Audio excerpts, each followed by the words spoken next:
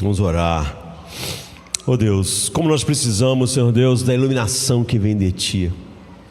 Oh Deus, durante 3 anos o Teu Filho amado pregou, Senhor Pai, diariamente, Senhor Pai, para os discípulos. Mas o coração deles, Deus, estava tão voltado, Senhor Deus, para outro propósito, outra visão de mundo, que eles simplesmente, oh Deus, não conseguiram ver, racionalizaram, Deus, fingiram não ouvir o que estavam ouvindo, e quando chegou o momento, Senhor Pai, era como se eles nada tivessem ouvido. Tudo, Senhor Pai, estava tão obscuro para eles, Senhor Deus, e só depois que Tu abriu o coração deles para entender o Evangelho. Ah, Deus, se aqueles homens, Senhor Deus, que foram tão longe, andaram tão perto do Seu Filho neste mundo, depois em suas vidas foram tão longe, Senhor Pai, até que a maioria entregou, Senhor Pai, se entregou à morte como testemunha, tiveram, Senhor Pai, oh Deus, uma incapacidade total de aprender a verdade saindo da boca do Teu Filho, até que Tu mesmo abrisse seus corações para entender o Evangelho. Oh Deus, nós precisamos desesperadamente, Senhor Pai, da ação do Teu Espírito. Abra o coração, os olhos, Senhor Pai, oh Deus, os afetos, Senhor Deus, de todos nós para a verdade, para que ela impressione, Senhor Pai, encante, transforme, santifique, que olhar diariamente para a cruz, Senhor Pai, não seja o olhar que todas aquelas pessoas que estavam em volta da cruz deram naquele dia, mas que seja aquele olhar, Senhor Pai, que realmente nos faz ver, oh Deus, a paz e a justiça finalmente, o amor e a justiça se beijando, Senhor Pai, ver a grandiosidade da cruz, ver, Senhor Pai, o Teu plano eterno, ver a Tua beleza infinita ali, onde ira perfeita, Senhor Deus, foi derramada e onde amor perfeito se manifestou. Que lugar, Senhor Pai, poderia mostrar ao mesmo tempo Tua ira perfeita contra o pecado e a maldição, e ao mesmo tempo mostrar, Senhor Pai, a graça, a glória, Senhor Pai, Teu amor, oh Deus, só a cruz. Nós sabemos que a cruz divide não o tempo, Senhor Pai, divide a história, Senhor Deus, divide a eternidade. Nós sempre estaremos olhando para a cruz, sempre antes da cruz, oh Deus, o olhar era em direção a ela. Teu Filho é o Cordeiro que foi morto antes da fundação do mundo. Agora por toda a eternidade nós cantaremos a cruz, Senhor Pai, e estamos fazendo isso hoje. Abre mais os nossos olhos, os nossos corações, para caber mais das belezas, Senhor Pai, transformadoras do Evangelho, e que a verdade chegue naqueles lugares escuros onde o engano costuma se esconder, e que possa realmente, Senhor Pai, ser desmascarado esses enganos escondidos nos corações, em nome de Jesus. Amém, amém. Temos meditado em Hebreus, mas hoje é um domingo especial, então eu vou continuar em Hebreus, mas não vou falar o que eu iria falar.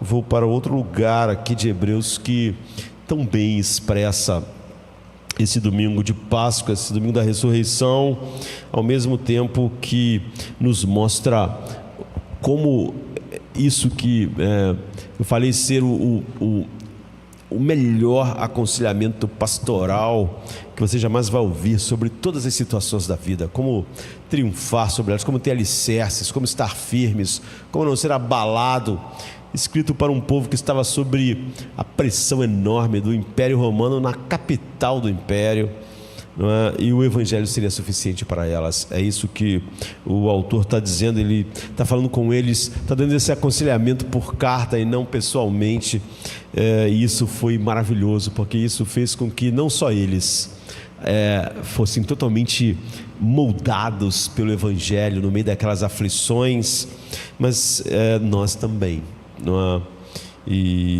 Então eu quero olhar para Hebreus 9, 11 ao 14, depois a gente vai lá no 10, 11 e lê um pouco mais. Diz assim: mas quando Cristo apareceu como sumo sacerdote das coisas boas que vieram, então por meio da tenda maior e mais perfeita, não uma tenda feita por mãos, humanas, né? Ou seja, não desta criação, ele entrou de uma vez por todas nos lugares santos. Não por meio do sangue de bodes e bezerros, mas por meio do seu próprio sangue, assegurando assim uma redenção eterna. Pois se o sangue de bodes e touros e a aspersão de pessoas impuras com as cinzas de uma novilha santificam para a purificação da carne, quanto mais o sangue de Cristo, que pelo Espírito eterno se ofereceu sem mácula a Deus, purificará nossa consciência de obras mortas, para servirmos ao Deus vivo. Então lá no 10, a partir do 11 diz: e todo sacerdote permanece diariamente em seu serviço, nunca parava, oferecendo repetidamente os mesmos sacrifícios, que nunca podem tirar pecados. Mas quando Cristo ofereceu por todos os tempos um único sacrifício pelos pecados, ele se assentou à destra de Deus, esperando desde então até que seus inimigos sejam colocados como estrado de seus pés. Pois por uma única oferta ele aperfeiçoou para sempre aqueles que estão sendo santificados. E o Espírito Santo também nos dá testemunho, pois depois de dizer: esta é a aliança que farei com eles depois daqueles dias, ele está citando o profeta, né? Diz o Senhor: porei minhas leis em seus corações e as escreverei em suas mentes. Ele acrescenta: não me lembrarei mais de seus pecados e de suas iniquidades. Onde há perdão destes, não há mais oferta pelo pecado.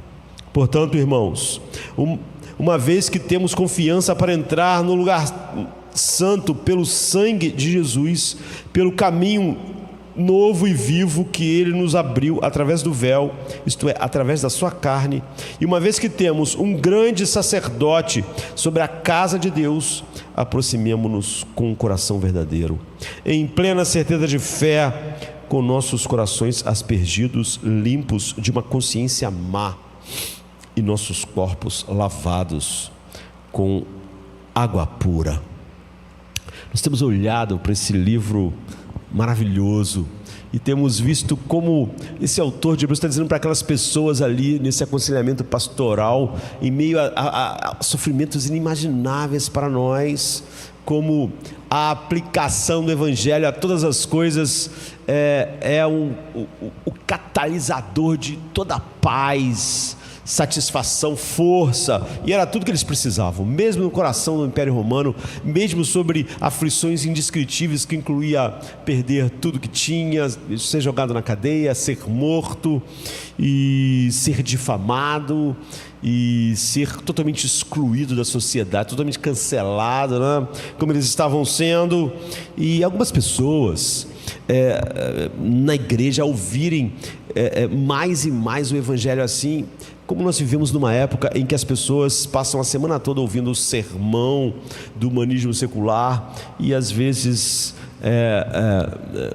de uma maneira menor, já que esse sermão do humanismo secular é pregado o tempo todo, em todos os lugares, em todos os filmes, em tudo que a cultura está falando, em tudo que as pessoas estão falando e agindo em suas vidas, vai moldando tudo à nossa volta. Nós podemos ouvir o Evangelho, mas realmente escutar o Evangelho, mas está ouvindo realmente aquele sermão lá. Ou vai acontecer o oposto.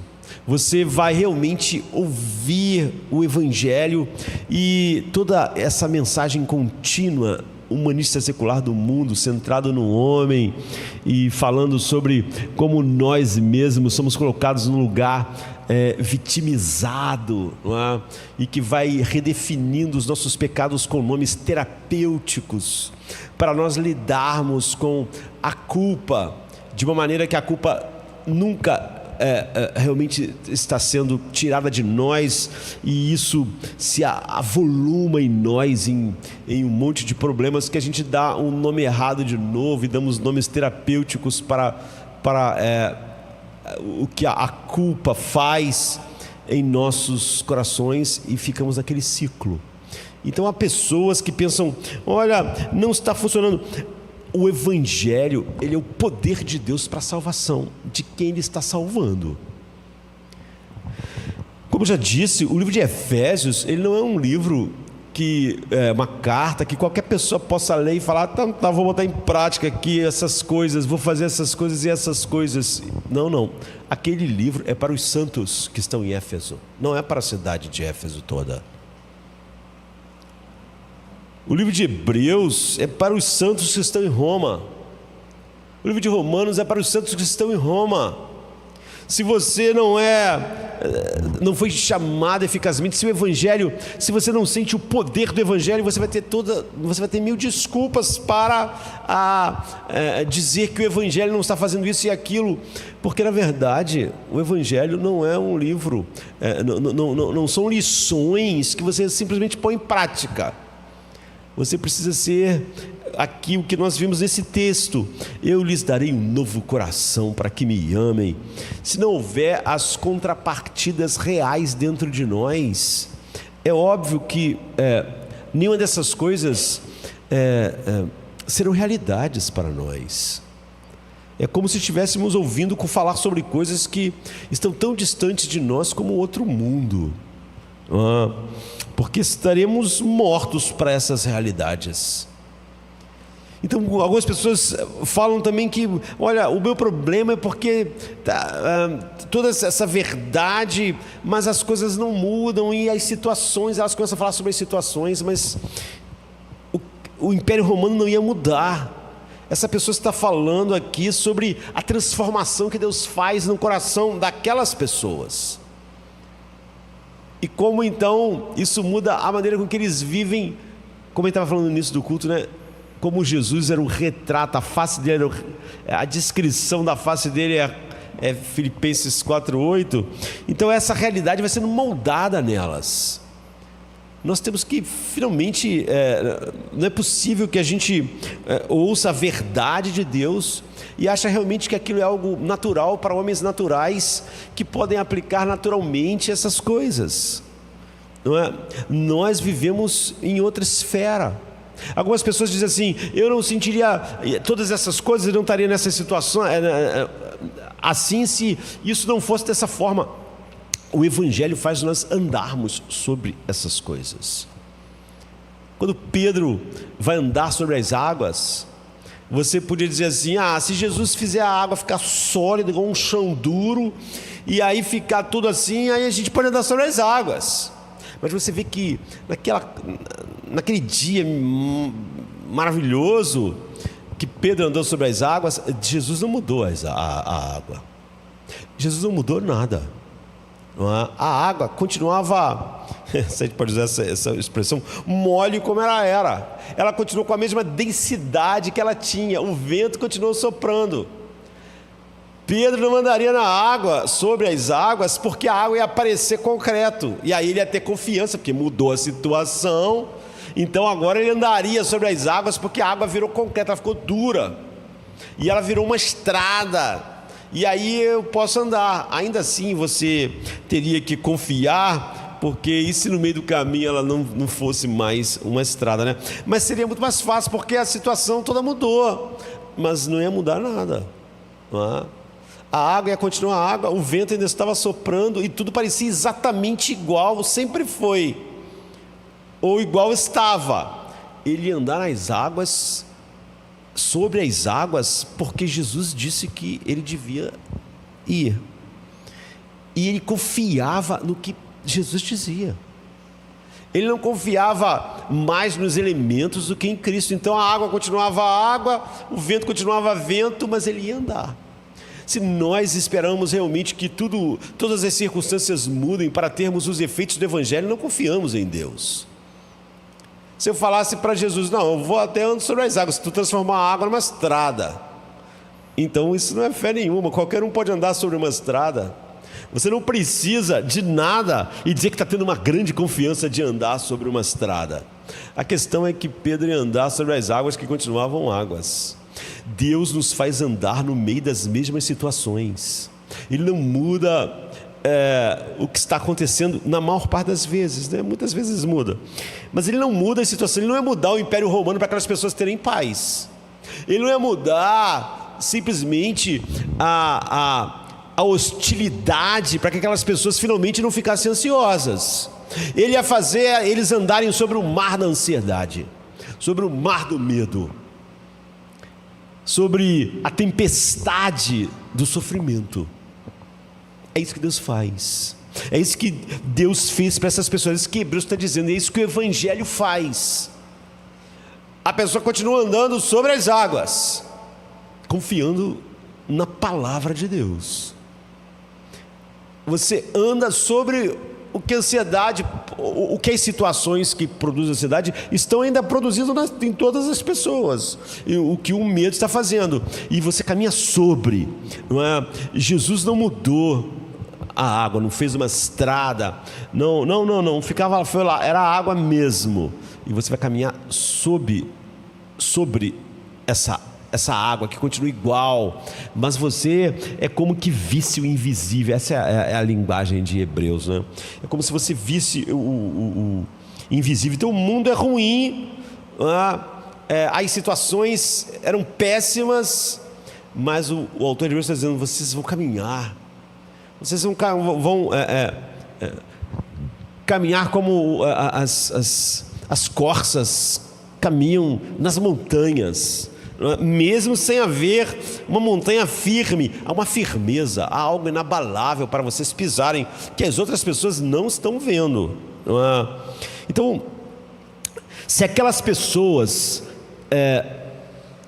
não realmente olhassem e vissem a cruz como nós queremos ver no tempo que temos hoje, no domingo da ressurreição, eu diria que todos estão celebrando, o mundo está falando a respeito disso, as igrejas estão, mas hoje nós vivemos numa cultura que pouco se pode crer na cruz, mesmo na igreja, mesmo naqueles que estão celebrando a Páscoa nas igrejas. Você não pode ter a cruz e o humanismo secular de maneira nenhuma. São elementos que não podem estar no mesmo lugar. Se o Evangelho enche o seu coração, o humanismo secular não tem lugar lá. Ou você vai ter o diagnóstico do mundo, do humanismo secular, ou você vai ter a cruz. Você não pode ter os dois.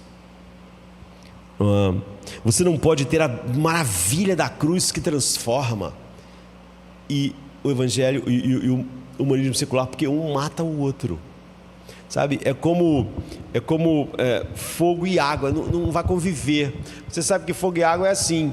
Se você tiver muita água e pouco fogo, a água apaga o fogo.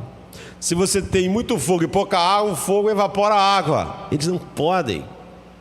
Se você estiver cheio do Evangelho, ele destrói tudo, que são as bases do humanismo secular. E para a maior parte das pessoas, elas estão tentando hoje o Evangelho, que a gente chama de Evangelho, é uma mistura, mas essa mistura é falsa, é um engano. Muitas pessoas que estão dizendo que hoje estão maravilhadas com a cruz, não estão, porque elas passam o tempo todo negando a culpa. E tudo o que a cruz aponta é para a nossa culpa infinita. Se você tem outro nome para as coisas que trazem culpa, então o sangue não pode ter sido derramado por você, nem sobre essa coisa. Se nós, eu disse que a igreja de fato abraçou finalmente, totalmente a ideia, né, de Rousseau, que disse que o homem nasce bom, mas a sociedade o corrompe. Então na igreja as pessoas agora elas ficam encontrando os defeitos da igreja para justificar sua vida espiritual. Isso é puro humanismo secular. Nós somos vítimas. Todos os problemas dentro de mim vêm de alguma coisa ou alguém.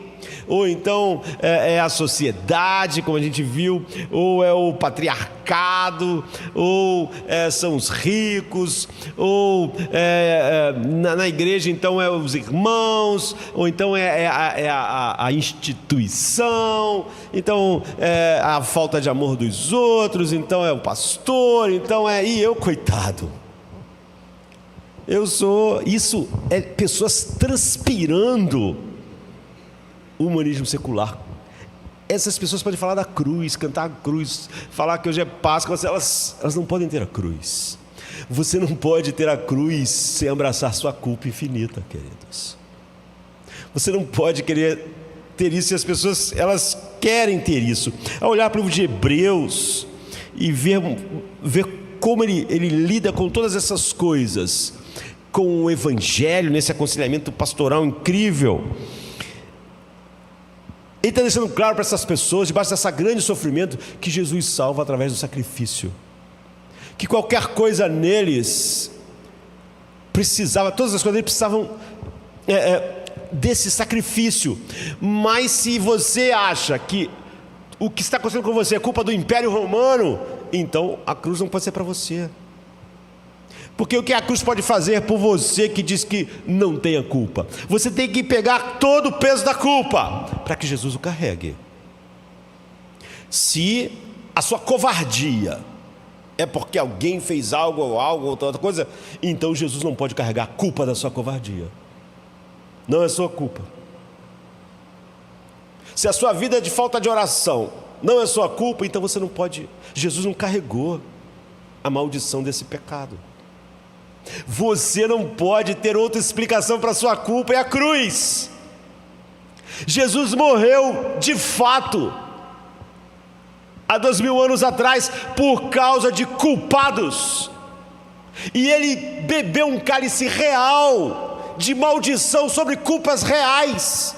Se você tem uma explicação para a sua culpa e ela não é culpa, então, e ela não pesa como pecado sobre você, então essa parte daí, essa coisa não pode ser tocada pelo sangue dele, nem você pode ser mudado. Portanto, é óbvio que a pessoa pode dizer assim: o Evangelho não me muda. Óbvio que não.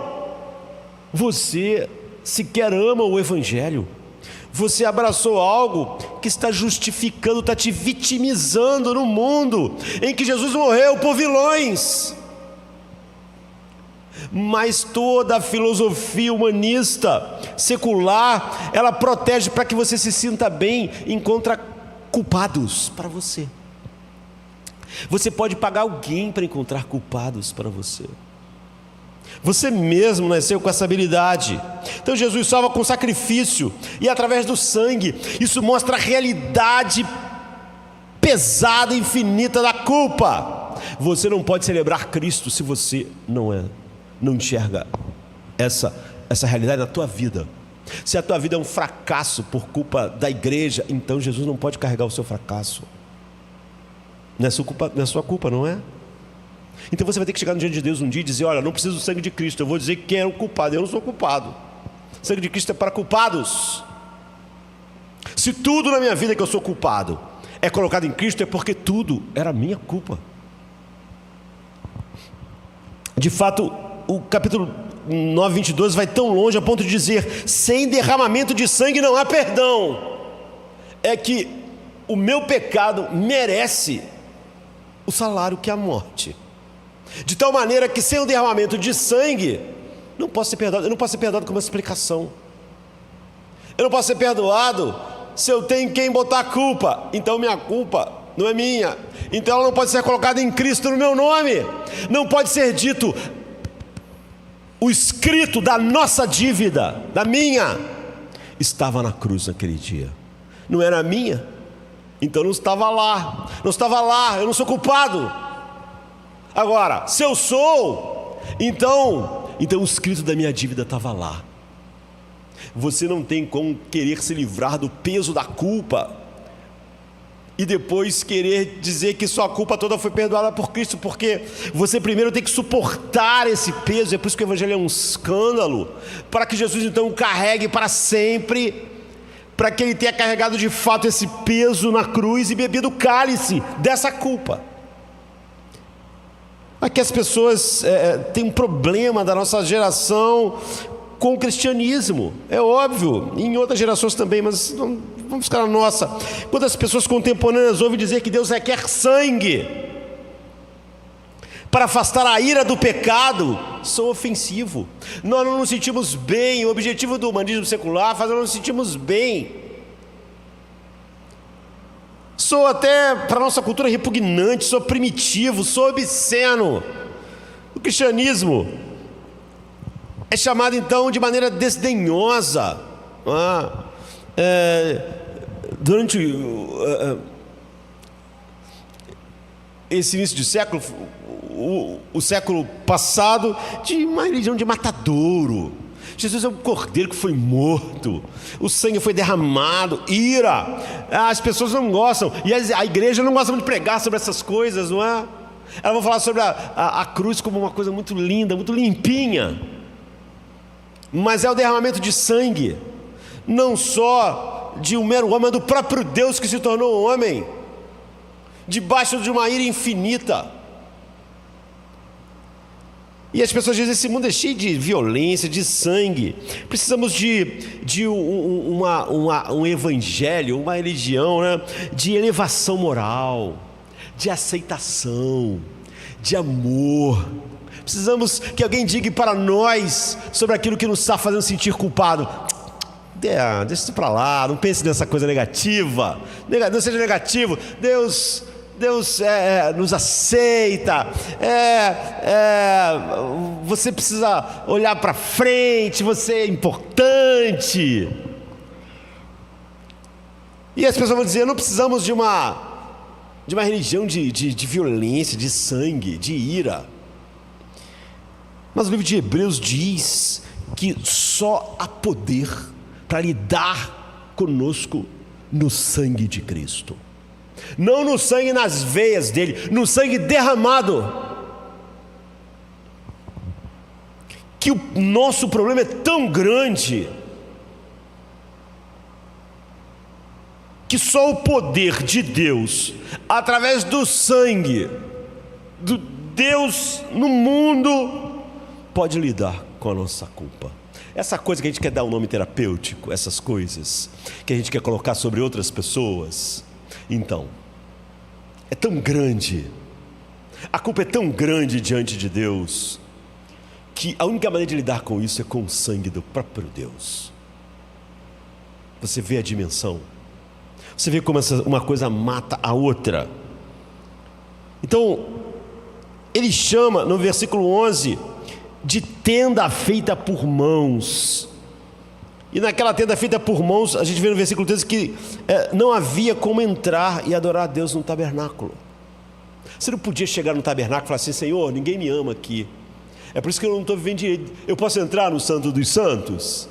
Meu pai não era bom, a sociedade ela fica me corrompendo, os irmãos não ajudam eu a viver de uma maneira santa, então eu posso entrar? Eu sou culpado. Eu conversei com um homem que conversa conosco, que vai falando coisas sobre a nossa alma para a gente se sentir melhor. Então, ele me falou muitas coisas. Eu posso entrar agora? Sem derramamento de sangue você não pode entrar.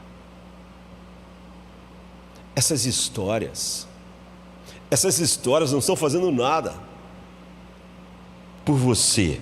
Sem o sangue de bodes, bezerros, touros, a cinza da novilha. Pensa a cinza, o novilho foi morto e foi queimado como o holocausto era, até virar cinza,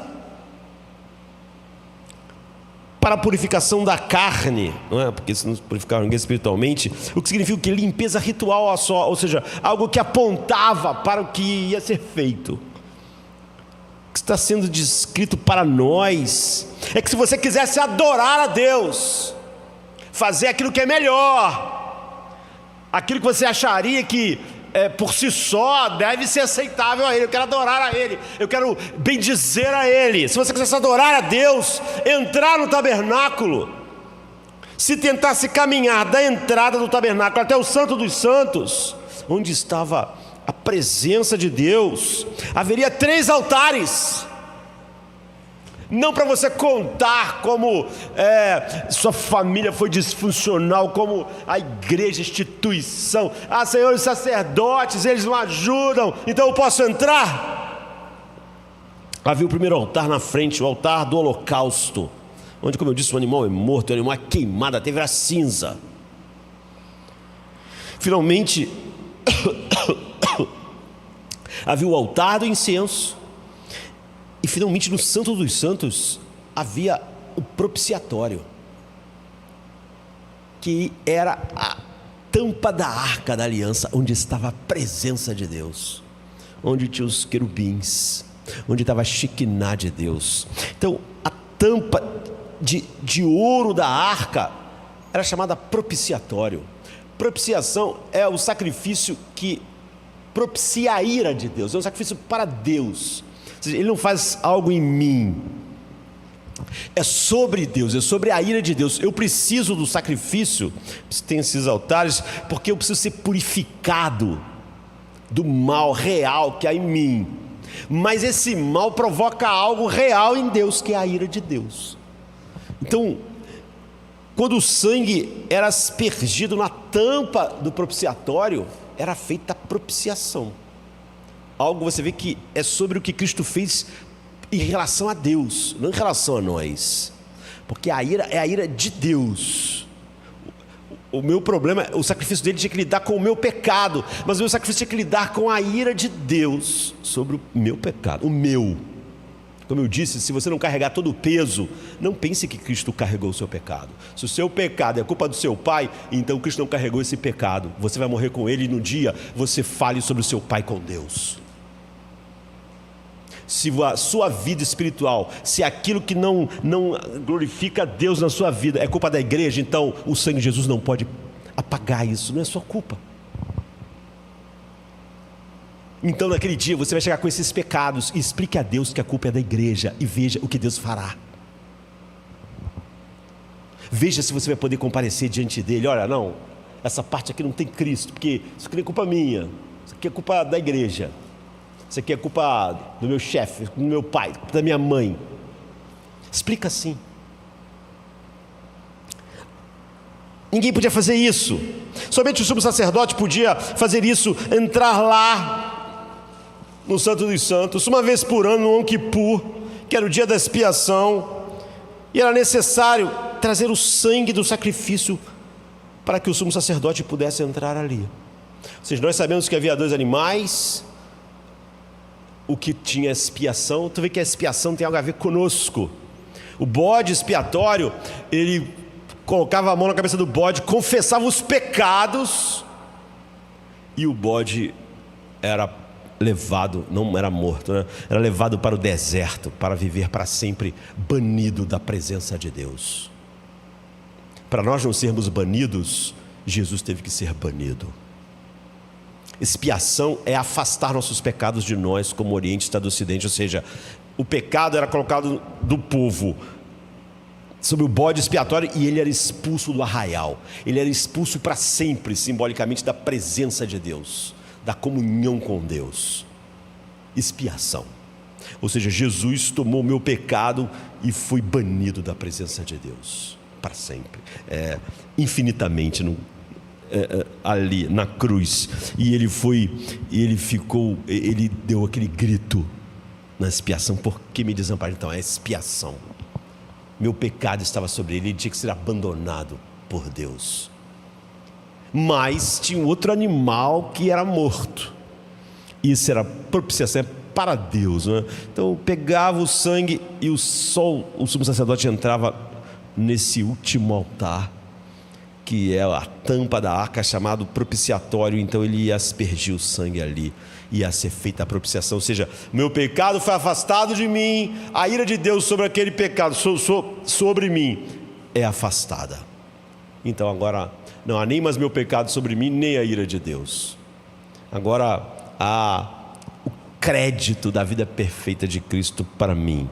Então ninguém podia simplesmente entrar. Você não podia se aproximar de Deus sem sangue. Conte a história que você quiser para os seus pecados. Diga que foi por causa de não sei o quê, da instituição, do governo, da sociedade, do seu pai, da sua mãe. Como eu disse, ou você carrega o peso para Jesus tomar todo o seu pecado, ou você vai ter que chegar diante de Deus com eles para explicar. E vai dar a sua explicação, vai falar sobre um pensador tal, sobre Freud, vai contar a sua história, para ver se isso te livra da ira do pecado que o pecado produz. Você não pode ter humanismo, qualquer explicação para o seu pecado e o sangue de Cristo. Você tem que ter um ou outro. Ninguém podia dar uma boa explicação para o seu pecado e entrar na presença de Deus, ia morrer. Então você não podia chegar nem perto sem sangue. E ainda assim o versículo 11 nos diz, no capítulo 10, ele tinha que fazer isso repetidamente. Todo ano tinha que ter feito de novo. significa? Lá naquela época, o sangue tinha tanto uma significação, como hoje, né? Negativa e positiva. Né? Tinha esse valor simbólico aqui, positivo e negativo. Então, você deve olhar para um e para o outro. Se você vê alguém perdendo sangue, você não fala, tá bom, depois a gente vê isso. Não. Está perdendo sangue? Está saindo sangue da boca? Está saindo sangue do nariz? Ou que a pessoa que se cortou e está saindo sangue? Corre! Ou você tem que fazer algo rápido, você precisa morrer. Certa vez eu estava lendo um sermão do Lloyd Jones, e ele estava contando quando ele foi inicialmente cirurgião, né? E na verdade ele só estudou isso, até por isso que chamam ele como chamam às vezes. Ele nunca fez um seminário, né? O Lloyd Jones, e ele era cirurgião. Ele disse que quando ele estava começando ali as primeiras cirurgias, assistir um dos professores dele lá, disse assim: olha, se você quando está aqui com o tórax de alguém aberto assim, ou então com a barriga aqui aberta, e você cortando assim, alguma coisa cortou ali que começou a sair sangue e encher a cavidade, não é? De sangue. Tudo é muito apertado em nosso corpo, né? O que vocês fariam? E ele disse que cada um foi falando: não, a gente pegaria isso, faria isso, pegaria aquele instrumento, faria isso. E o mestre lá dele já estava no meio da cirurgia, falou assim: não, você põe o dedo em cima da onde o sangue está saindo, porque é isso que vai fazer o sangue parar. E ele disse que aí depois que você botou o dedo aqui, o sangue parou, deu para parar, ou alguma coisa assim que pressionou, você vai pegar o que você vai precisar para você resolver o problema. E às vezes o corpo humano é tão incrível, ele disse que às vezes você fica com o dedo ali vendo e tal, quando você tira, já não está saindo sangue daquela forma. O corpo já começou aquele processo de coagulação ali. Por quê? Porque ele falou: se vocês demorarem, a cavidade se enche de sangue, aí você já não está mais vendo nada do que está acontecendo, você não sabe nem como agir, vai ter que tirar o sangue, tudo sujo, complicado. Porque sangue é assim, o sangue saindo, você sabe se é uma pessoa que está perdendo sangue, ela está perdendo a vida, ela não tem muito tempo, não é? E se você então vê assim, você sabe, algo seriamente quebrado, algo está dando muito errado em alguém, quando o sangue está saindo pelo ouvido. O que está acontecendo? Ou então a pessoa está botando sangue pela boca, ou então tem um corte, o sangue não quer parar. Está errado, é uma quebradura no corpo que vai matar o corpo. Nós não temos tanto sangue assim. Mas no tempo passado, então, se o sangue está saindo, você sabe que é uma ruptura da vida.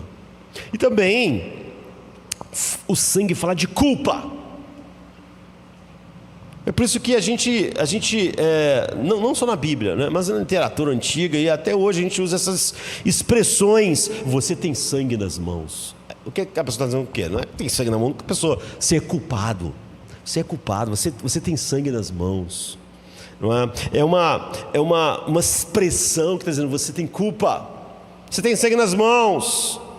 Ou então há uma outra expressão: que o sangue caia sobre nós. Até na história da Páscoa tem essa famosa frase, né? Que o sangue dele caia sobre nós e sobre nossa descendência. O que está falando? O sangue vai cair sobre nós. Então falando assim, que a culpa, se há culpa em matá-lo, que essa culpa caia sobre nós e caia sobre os nossos filhos. Você vê, o sangue tem ele carrega esse símbolo de culpa. Todos nós temos sangue nas mãos. Então, culpa é responsabilidade. Quando a gente fala que o sangue dele cai sobre nós, é que a responsabilidade, que a culpa pela morte dele caia sobre nós, caia sobre os nossos filhos. Então você vê que você usa o sangue como essa metáfora de culpa. Você tem sangue nas mãos. Ou então quando Paulo fala assim: o sangue de vocês não está nas minhas... Ele fala para os Efésios, né? Eu preguei toda a verdade de Deus. O sangue de vocês está sobre vocês, não está sobre as minhas mãos. Eu não tenho culpa. Se vocês não vivem, porque as pessoas é o seguinte: se elas não vivem o evangelho, elas querem culpar o pregador, né? Paulo não deixou a igreja dos Efésios futuramente falar isso. Também Paulo não pregava, não é? Paulo diz: o sangue de vocês não está sobre mim, porque eu preguei toda a verdade de Deus. Toda a verdade. Ou seja, se vocês não abraçarem a verdade, o sangue está sobre vocês, o sangue de vocês não está sobre mim. A culpa, não é sangue, a culpa está sobre vocês. Então, o sangue também ele tende a manchar. Então você vê essas metáforas. Por exemplo, em Isaías 59, Deus diz: seus pecados vos separam de mim, e vossas mãos estão manchadas de sangue. O que está sendo dito? Na verdade, você vê que essas figuras, essas metáforas são poderosas. Você não pode se aproximar de Deus sem sacrifício de sangue. De nenhuma forma no tabernáculo. Como eu disse, se você não carregar toda a culpa, essa culpa não pode ser carregada por Cristo. Se você atribui a culpa de qualquer coisa no seu coração a outra pessoa, então você não pode levar a Cristo. Então ele não pode ter carregado a maldição disso. Não é sua culpa. Ele carrega a culpa. Ele derrama o seu sangue, porque você é culpado. Se você não é culpado, então primeiro, essa é a maneira de aprender o que está errado com a vida na terra. É sério demais. Nossos pecados são sérios demais para você explicar eles colocando a culpa em outro ser humano, numa instituição. Você pode dizer assim: minha vida de oração não é o que é porque os irmãos não estão me ajudando, porque as pessoas não me ajudam, porque a igreja não faz isso. O teu pecado de não orar é sério demais para você explicar dessa forma. Você não pode pedir depois que o sangue de Cristo, Senhor, que o sangue do teu filho cubra esse pecado. Você minimizou, você disse que não era culpado. Você não viu a seriedade, de tal maneira que só o sangue de Deus pode apagar isso, ou apagou isso. Não vai ser resolvido. O problema da tua alma, o problema humano é sério demais. Ele não vai ser resolvido por educação, não vai ser resolvido pela elevação moral, pela moralidade. Ele não vai ser resolvido pela terapia. Ele não vai ser resolvido pela mudança social. Ele não vai ser resolvido se você tivesse um pai melhor, uma mãe melhor, amigos melhores. Vai exigir algo muito mais radical. É a ruptura da vida, porque a ferida que um pecado causa é profundo demais para essas bobagens. Não conseguiremos consertar isso com nada menos que uma solução tão profunda quanto a cruz. Agora, se você falar que não é profundo, então a cruz é para você. As pessoas hoje celebram a cruz enquanto exaltam e vivem e avaliam a vida e seus pecados com o humanismo secular. Isso é uma coisa. O pecado que exige sangue, que exige um sacrifício, que exige uma propiciação e que exige a vida do Filho de Deus. Como você ousa explicar isso de uma maneira leve, que tire de você a culpa? Como você espera lidar com a sua culpa dessa forma? Como eu disse, ou você vai chegar diante de Deus livre, porque Jesus carregou o peso infinito de cada pecado. Mas se você tem explicações para isso, se você tem nomes terapêuticos, não, esse medo que eu tenho aqui é falta de confiança em Deus, mas o problema mesmo é porque a sociedade, ou então o meu corpo não funciona direito, sabe? A minha biologia. Então você tem uma explicação para isso. Então não é sua culpa, não é uma culpa infinita, não é? Então Jesus não carregou. Você vai ter que dar essa explicação no último dia para isso, e ver se isso vai propiciar o seu pecado. Você não pode ter as duas coisas. Em segundo lugar, o sacrifício significava a culpa, assim, né? O mundo é terrível, o mundo está quebrado, queridos. O mundo em que essas pessoas que a carta dos Hebreus receberam está quebrado. Mas esse mundo está quebrado, mas você não é uma vítima dessa quebradura. você é cúmplice. O mundo está quebrado, as famílias estão quebradas, as pessoas estão quebradas. A igreja em si está quebrada, por isso que ela precisa do Salvador. Tudo está quebrado, mas essa quebradura do mundo não te propicia, porque você não pode falar que o mundo está quebrado e esquecer que você é parte da quebradura. Você é cúmplice. Não é, o mundo está quebrado por causa do pecado e você é pecador. O mundo está quebrado porque ele não vive para a glória de Deus. Mas você, não é que você viveu para a glória de Deus, você é o próprio Jesus andando no mundo, e o mundo quebrado te faz mal, você faz parte. O mundo é terrível, o mundo está quebrado, e nós somos cúmplices. A gente faz parte do mundo quebrado, portanto você não pode usar o mundo quebrado para tentar se justificar, como se você não fizesse parte dele. Então a ideia de que a sociedade te corrompe, não, essa é uma ideia assim, como se eu não fosse a sociedade. A igreja não é isso, a igreja não é aquilo que você vê, essa pessoa está se saindo, ela não faz parte. Ou provavelmente se a igreja fosse como ela, ia ser maravilhosa, perfeita, sem mancha, nem ruga, nem mácula. Uma grande parte da razão, como você sabe, de que o mundo é um lugar tão ruim para viver, é por minha causa, é por tua causa, é por nossa causa. Esse mundo não é um lugar bom para viver, é longe de ser um céu por causa de todos nós. Não é que o mundo é assim, quebrado, um lugar que não tem paz, não tem, as pessoas estão vivendo independente de nós, é porque nós fazemos parte. As pessoas estão tendo que conviver com nossos pecados.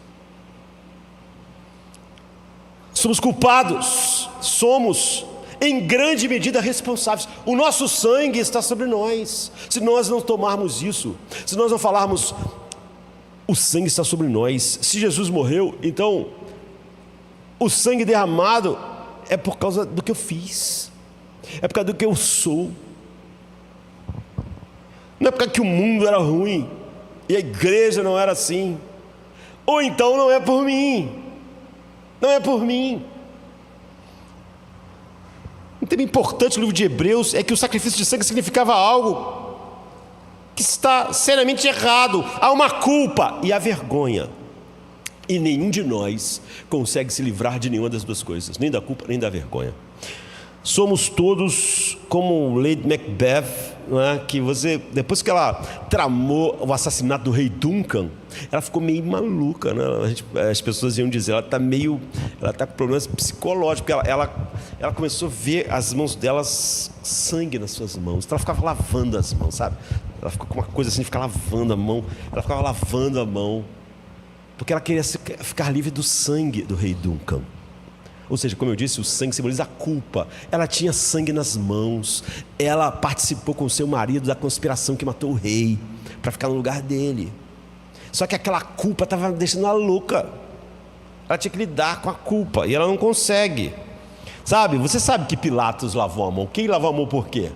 Ele está dizendo, o sangue dele não está sobre mim. E era verdade? Vocês são maus. A Bíblia diz, ele viu a inveja dos fariseus. Ele viu a multidão gritando, crucifica-o. Então Pilatos, espertamente como o humanismo secular é o lavar das mãos. É você dizer, olha, é o mundo, é a igreja, são as pessoas. Eu não, eu lavo minhas mãos. Eu não sou culpado. Você acha que Deus aceitou? Você acha que essa esperteza de Pilatos funcionou? Você acha que o sangue de Jesus, a culpa, não estava sobre ele? Você acha que Pilatos um dia vai poder chegar diante de Deus e dizer, olha, a culpa foi da multidão, a multidão queria que ele morresse. E os fariseus, aqueles falsos, eu senti que era inveja, eles queriam, eu mesmo não queria. Se dependesse de mim, aquilo teria sido uma reunião de confraternização. Ia ser um abraço, todo mundo se abraçando com Jesus. Se dependesse de mim, a igreja ia ser o céu. Eu lavo minhas mãos. Se não é assim, eu não tenho nada com isso. Eu, pelo contrário, eu fico sofrendo com isso. Pilatos lavou a mão, a Lady Macbeth ficava lavando as mãos também, não é? Do sangue do rei Duncan. Pilatos estava dizendo, eu lavo as mãos, e eu estou aqui tentando lavar minhas mãos da minha culpa, dizendo, olha, isso foi meu pai, foi minha mãe, foi a maneira com que ninguém me incentivou quando eu era... E agora eu sou assim, eu sou uma pessoa insegura, então eu não confio em Deus, eu fico cheio de ansiedade, eu sou amargo, eu não tenho paz, a culpa é daquele lá, eu estou lavando as mãos, eu sou Pilatos. Meus pecados estão nas minhas mãos, mas eu fico falando que não, então eu estou tentando lavá-los. Porque temos que fazer isso repetidamente, que estamos fazendo todo tipo de coisa para lidar com a nossa consciência, e nada parece funcionar. Há uma indelibilidade em nosso senso de fracasso. A gente lava a mão o tempo todo igual a Lady Macbeth, mas a gente nunca acha que ela está limpa de verdade, porque não está. Então, você vê que o autor fala sobre consciência. A palavra consciência aparece no livro de Hebreus mais do que em qualquer outro livro da Bíblia. E nos é dito no versículo 14 que um dos nossos problemas é que não temos paz em nossa consciência. Somos informados que todos os sacrifícios de animais não nos deram paz na consciência, no versículo 21. Não lidaram com a nossa consciência, não conseguiram. No final, diz que nosso grande problema é uma consciência má. É o que ele diz no texto. Bem, por quê? O que é consciência? Por que o livro de Hebreus fala mais de consciência do que qualquer outro livro na Bíblia? Na Bíblia, a palavra consciência tem a ver com uma autoavaliação que você faz de você mesmo, de quão apto você é para entrar na presença de alguém. Então você percebe que diz, aproximemo-nos com ousadia. Ele vai dizer assim, cheguemos-nos com ousadia. Mas como a gente vai fazer isso? A gente tem uma consciência. Ele diz, aproximemo-nos, livrando-nos de uma consciência má. O que ele está dizendo? Sua consciência é, eu estou apto para entrar diante de Deus. Essa história aqui de papai e mamãe vai ser suficiente? Sua consciência diz, não vai. Se as pessoas fizessem isso, eu seria assim. A consciência diz a pessoa, não é verdade. Quando te trataram da melhor maneira, você ainda não foi isso aí que você falou. Não é verdade. Você sabe, a consciência é uma desgraça para o pecador, né, queridos? Ele queria, sabe, se livrar. Você não está apto. Você não está apto. Então nunca acaba. Se você tem uma desculpa para o seu pecado, botando sobre alguém, amanhã você vai ter que inventar outra desculpa, porque nem você, a tua consciência não deixa você ter paz. O homem não tem paz, o ímpio não tem paz. Apesar de ficar o tempo todo tentando lavar, limpar sua culpa com 1000 explicações. Uma má consciência significa uma profunda autoconsciência e uma sensação de que você não sobreviveria a um exame rigoroso de nenhum ser humano, se ele pudesse ter acesso a tudo. Que dirá de Deus? A sua consciência sabe. E essa é a avaliação dela. Não, quando Deus olhar, isso aí que você fala que não é orgulho, que é por causa do que aquela pessoa fez, mas quando Deus olhar isso, você sabe. Uma sensação, a consciência de que se as pessoas realmente soubessem quem você realmente é, o que há de errado com os seus sentimentos, realmente soubesse o que está em sua mente algumas vezes, realmente soubesse os motivos até que impulsionaram coisas boas que você fez, realmente soubesse quem você é, você seria rejeitado. Isso é consciência. E quando você se coloca assim diante do Deus perfeito, então a consciência diz, então você não tem paz, você jamais entraria com ousadia, você vai pedir que as montanhas caiam sobre você, que te escondam da face de Deus. Até as pessoas que... Então, observâncias de todas as coisas ali, mesmo aquelas que só apontavam para Cristo. Estamos sendo informados aqui que esforços morais e boas ações nunca vão nos livrar de um problema tão profundo. Nós não somos aptos para lidar com ele. Não somos aptos para olhar para Deus. Não somos aptos para a presença de Deus. Não somos aptos para um exame. Temos medo da morte, então. Temos medo. Temos que nos esconder. Temos que nos tapar. Temos que ir para trás da árvore com Adão. A culpa tem a ver com o que fizemos. Mas a vergonha, queridos, a vergonha tem a ver com o que nós somos, que nos faz fazer o que fazemos. Então Paulo diz assim: miserável homem que sou. Então isso produz vergonha, porque é o que eu sou. A culpa é o resultado do que eu fiz, mas a vergonha, a indignidade é porque eu sei que eu sou algo que é indigno. A vergonha, embora seja um pouco vaga e muito geral e não específica, porque tudo na vida de um pecador gera ela. De certa forma, ela é pior porque é uma sensação de autoconsciência de que nós não sobreviveríamos a um exame próximo, profundo, mesmo que Deus desse essa capacidade de exame a outro ser imperfeito, que dirá ao próprio Deus, não é? Então, de acordo com o livro de Hebreus, isso não é apenas crítica ao sacrifício de animais no Antigo Testamento, pelo contrário, né? Está dizendo que porque aquilo tinha que ser feito de novo, porque aquilo não resolveu o problema da consciência. Está dizendo que todos nós estamos nessa tenda de todo dia tentar, o homem natural, né? De tentar de alguma maneira fazer algo para espiar a outra coisa que nós sabemos que é errada em nós. Não, eu sei, mas eu tenho orado, eu tenho lido a Bíblia, e eu acho que aquelas coisas vão apagar as outras, como se pudessem. Mas essas coisas, o que acontece?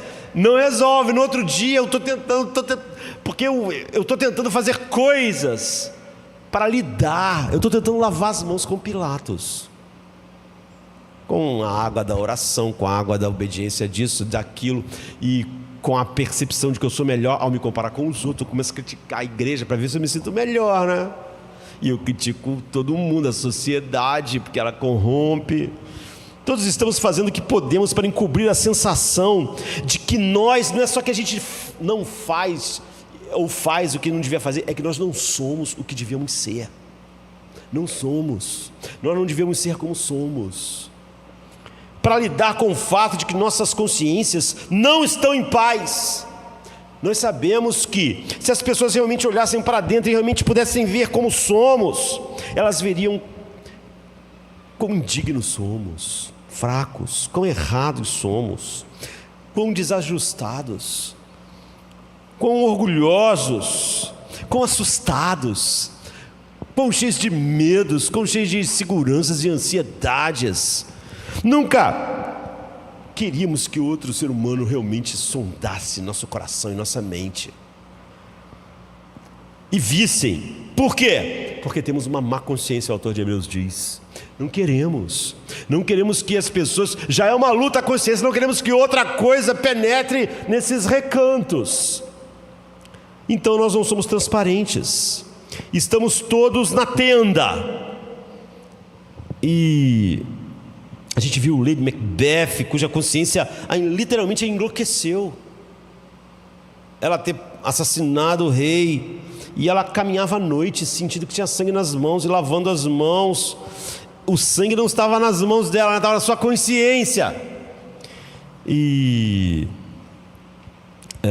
no filme O Pescador de Ilusões, então, o personagem um dos personagens é um radialista, que é o Jeff Bridges, e ele é esses caras meio assim, que fala tudo, que tal. E um dia um cara lá estava falando para eles sobre algumas vontades que tinha e suas inseguranças, e ele lá como radialista, numa época que não era internet, a coisa era rádio, né, ao vivo, e ele falou: não, você é fraco, você tem que não sei o quê, você não faz o que você tinha que fazer porque você é fraco. e ele foi falando aquilo, o cara lá no rádio, o cara conversando com ele ao vivo, e o cara então, para mostrar o que ele fazia, entrou no lugar e atirou num monte de gente, matou um monte de gente. Ele ficou arrasado, ele não conseguia mais lidar com a vida, ele virou um alcoólatra, porque ele, para ganhar audiência, para fazer aquela coisa que ele fazia, levou aquele cara, aquele limite naqueles desafios e tal, e o cara matou.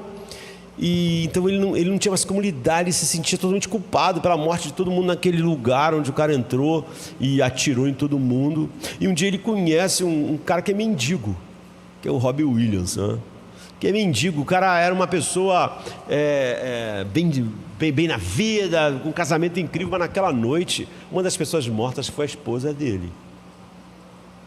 E ele não conseguiu lidar com a morte da esposa daquele jeito, e ele entrou numa espiral descendente e estava vivendo na rua, e o Jeff Bridges conhece ele, e aí descobre que é por causa daquilo, e ele se sente mais culpado ainda, porque aí ele fica tentando consertar, ele passa o tempo tentando fazer o Robbie Williams voltar para a vida, voltar a ser quem ele era, um homem de sucesso lá, né?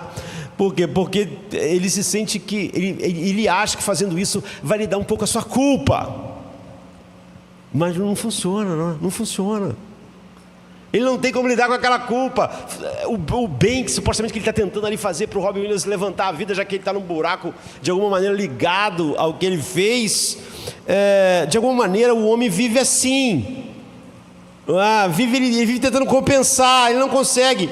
Então há um momento do filme que ele diz: por que não posso simplesmente pagar o preço e ir para casa? Ou seja, por que a consciência nunca me deixa em paz? Porque eu não posso pagar o preço disso, aconteceu, tá bom, e ir em frente, ir para casa. Mas ele não pode. Mas não pense que só um cara que fez isso lá no filme, mesmo que fosse na vida real, não pode simplesmente lidar com isso, pagar o preço em frente. Ninguém pode. Você pode pegar o seu pecado e empurrar na sociedade, empurrar a sua família, empurrar sobre a igreja, mas você não pode realmente pagar o preço dessa forma e ir em frente. Então, você pode dizer: mas há pessoas culpa sim, são pessoas que são patológicas, esse é o problema delas. Pessoas modernas sabem que não existe certo e errado, e se não existe certo e errado, por que eu vou ter culpa? Não pode ter culpa, é assim que eu vou lidar com a culpa. Alguém vai dizer para você: poxa, você sabe que não tem relativo, você tem que olhar de uma outra forma, você decide, você determina os seus próprios padrões, ninguém pode fazer você se sentir culpado. Culpado é a linguagem da nossa cultura, o que ela mais odeia é que você sinta ela fazer ela culpada. Você vai se tornar uma pessoa tóxica. Me fez sentir culpado, esse cara é mau porque ele me fez eu sentir culpado. Eu queria que ele me fizesse dizer: você não tem culpa, você é maravilhoso. Mas ele veio e falou: você é culpado, então acabou com a minha vida. Eu não vou deixar ninguém fazer me sentir culpado, Essa é a linguagem da nossa cultura. E também as pessoas logo avisam: você vem cá, vem conversar comigo, não vamos fazer julgamentos morais, ou seja, não vamos fazer nada que faça você se sentir mal. Só vamos tentar falar coisas que você não seja culpado, porque aí você não vai se sentir mal. Vamos tentar achar um culpado para todas as coisas, que aí você vai se sentir bem. Não fazemos julgamentos morais, ou seja, não tem julgamento aqui, não tem certo e errado. Vamos tentar conversar para fazer você se sentir bem, esquecer dessa coisa de certo e errado, sem julgamentos morais. É assim que a gente tenta. Mas Franz Kafka, que morreu em 1924, mas o mundo já era assim, depois do iluminismo já estava mais claro, o mundo sempre foi assim, desde o Éden, mas já estava mais... todas as teorias estavam lá já, e Kafka no seu diário, tem obras famosas, mas no diário dele escreveu assim: o estado em que nos encontramos hoje é estranho, ele é pecaminoso, embora completamente independente de culpa. Pecaminoso, independente de culpa. Muitas pessoas olharam para o diário dele, os biógrafos, falando: o que é isso? O que ele está dizendo? Mas o que ele está dizendo é muito é muito perspicaz, e ele não está dizendo nem como um cristão, porque ele faz parte das pessoas que jogaram Deus para fora, porque a gente achou realmente que se eu sou secular, você sabe que secular quer dizer, vem de século, que século, quando for decidir o que era um século, pensaram qual é o máximo da vida humana? 100 anos. Uns vão ver 80, 70, mas todo mundo vive dentro dessa coisa, chegar a 100, o cara chegou no topo ali, né? O cara está totalmente destruído. Então o século vem disso, vem da vida do homem. Quando a gente diz que uma coisa é secular, quer dizer que você tem explicações que levam em conta só o ser humano. Tirou Deus. Só a tua vida é o que você vai viver em 60 anos. Não tem nada antes, não tem nada depois, tua vida não tem propósito. As explicações têm que fazer você se sentir bem e viver a vida. 100 anos, no máximo. É tudo que existe para você. Não tem um Deus acima. Não tem um Deus antes, não tem um Deus depois. Você veio do nada, por acidente, não tem nenhum significado. Você vai viver no máximo um século. Você é secular, não tem eternidade. Tudo você tem que julgar o que é bom para mim agora. Então secular fala de ser agora. Não tem Deus, eu tenho uma vida para viver, eu vou viver agora. Eu vou viver com culpa? Não vai. Queremos que você, quem pensou um mundo sem Deus, pensou, então ele diz, somos pessoas modernas e perdemos a categoria de culpa ao nos livrarmos de Deus. Somos seculares, temos explicação para tudo na nossa alma, sem Deus, tira Deus. Explicamos como vários problemas da alma, que a gente dá nomes terapêuticos. Ele diz, porque somos relativistas, ninguém pode nos dizer o que é certo. Quem pode dizer o que é errado? Então você que decide. No entanto, ele diz, continuamos cheios de culpa, vergonha. Não conseguimos nos livrar da vergonha desse jeito. Não conseguimos, já que a gente falou isso, deixa as pessoas verem quem nós somos, não tem importância. Não, nos sentimos, se formos julgados, nós ficamos, porque nós sabemos, nossas consciências nos perturbam, ele diz. Nós acabamos com Deus, nós acabamos com o pecado, mas não acabamos com a culpa como nós pensamos que ia acabar. Não podemos nos livrar da sensação de que somos condenados, de que o que a gente faz é algo condenável, de que sentimentos dentro de nós são condenáveis. É o que ele está dizendo. Andrew Del Banco, o escritor que ainda está vivo, 1952, ele fala sobre a mesma coisa. Ele é professor da Universidade de Columbia, nos Estados Unidos. Ele é totalmente secular, não tem nada, ele não está pensando no mundo como Deus, mas como Kafka, ele olha para a realidade, continua vendo a realidade, não vai negar a realidade. E ele escreve numa obra sua, ele descreve exatamente a respeito disso. Nós acabamos supostamente com aquilo que traria a culpa, mas a gente não consegue se livrar dela. E ele tem um lugar um livro dele que ele cita um diálogo de um romance famoso de Walker Percy, chamado Amor nas Ruínas. E nesse romance, Max é um psiquiatra para quem o prazer sem culpa é a vida. Qual é o objetivo do humanismo secular? Máximo de prazer sem culpa.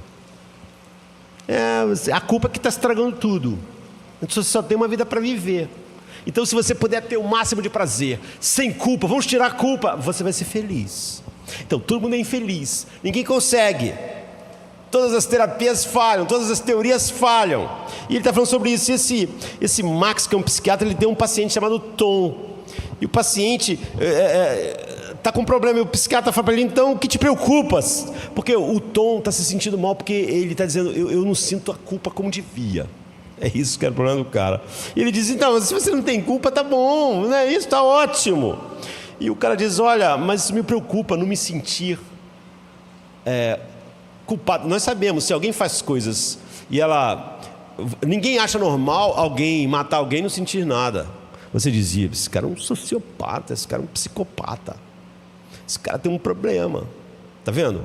Mesmo as pessoas que dizem que não existe certo e errado, elas veem se a pessoa está fazendo coisas que que é errado e ela não está sentindo. É isso que é o problema do Tom. E o Tom, ele está se sentindo muito mal por ter isso. Ele diz, porque se eu me sentisse culpado, eu poderia me livrar, mas eu não me sinto. Como eu disse, se você consegue Primeiro você tem que pegar algo totalmente para se livrar. Se você vai jogar um tronco longe, se você tentar pegar o tronco com a parte dele no chão e jogar, você vê que ele não vai longe. Você tem que tirar ele do chão, segurar todo o peso para depois jogar longe, não é assim? Então, a culpa é assim. O psiquiatra diz, olha, por que isso te preocupa? Ele diz, é porque se realmente nós vivermos sem culpa, quer dizer que realmente a vida não tem nenhum significado. Que não existe nada antes e depois, e nenhum propósito para a vida. Isso estraga totalmente a vida. Quem pode viver assim? E o psiquiatra diz, eu estou tendo dificuldade em entender qual é o seu problema. E ele diz, eu sei que você está. E ele, no livro dele, menciona isso. Ele diz que o psiquiatra não entende que a culpa do Tom, que Tom não sente como ele achava, ele sentia a culpa, mas não como ele achava que devia sentir. Senti-la seria a sua última garantia de que a vida tem algo transcendente nela, que ele realmente não era meramente um acidente que vai existir por 60 anos sem significado algum. Então, se ele for amado ou não for amado, que diferença faz? Nada faz diferença, porque nada importa. Porque se tudo é relativo, se é realmente verdade que não há poder divino transcendente acima pelo qual você é julgado, claro que a culpa não existe. Se nós fôssemos realmente produto do nada e irmos para o nada, se um nada matar o outro nada, é nada.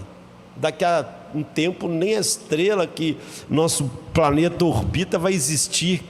Que diferença faz se um nada matou o outro nada? Se um nada foi amado ou não foi amado? Se um nada fez isso ou fez aquilo? Nada, não significa nada. Mas quem pode viver com isso sem ser esmagado e cheio de sentimentos de culpa que ainda vão continuar lá? E quando você morre, você apodrece simplesmente. O que Del Banco está falando é que a culpa é o último vínculo possível que você tem com qualquer garantia de que tua vida significa qualquer coisa, e que amor significa qualquer coisa, e que sentimentos e amizades e relacionamentos têm qualquer significado. Então, se você quer se livrar da culpa, o preço que muitos tentaram pagar era se livrar de Deus, de significado. É óbvio que as pessoas não levam isso até o fim, né? De qualquer ideia de que amor é bonito ou feio, ou que amizade e tal. E Kafka diz, a gente tentou fazer isso e a gente continua culpado. Não existe mais pecado para nós, mas a gente continua culpado, a gente continua se sentindo condenado. E a gente continua sem paz. E temos um problema com a culpa, então temos problema. E só Deus resolve isso. É isso que é a cruz. É isso que estamos celebrando hoje. Você não pode celebrar a Páscoa e ter uma resposta sequer para algo em você que não está de acordo com a glória de Deus, que possa ser colocado na conta de outra pessoa, do mundo ou da igreja. Só assim você pode olhar para a cruz e ver realmente o que ela é. Aquilo que te dá libertação para entrar com ousadia no Santo dos Santos. Porque a sua culpa, toda ela, não é a culpa que você estava botando em outras coisas, estava realmente na cruz. E alguém bebeu o cálice dessa culpa. Então, o sangue também tem esse símbolo positivo. Não há vida sem sangue. Então, tudo, muitas das vezes o sangue está envolvido não só com morte, mas com vida. Quando nasce um bebê tem sangue para todo lado, né, queridos? Houve um derramamento de sangue para você nascer nesse mundo, de uma maneira ou de outra. E se você for nascer no outro mundo, para outra vida, só através de um derramamento de sangue ainda maior. Voluntário, que tem poder redentor naquele alto sacrifício. E Ernest Gordon, ele escreveu um livro. Ele depois se tornou um cristão assim, importante. Ele nasceu em 16 e morreu em 2002. Então teve uma vida bem longa, né? Ele se tornou um reitor da capela da Universidade de Princeton. A vida dele mudou. Ele escreve um livro a respeito disso, depois que ele estava na Guerra do Pacífico, na Segunda Guerra Mundial, e ele foi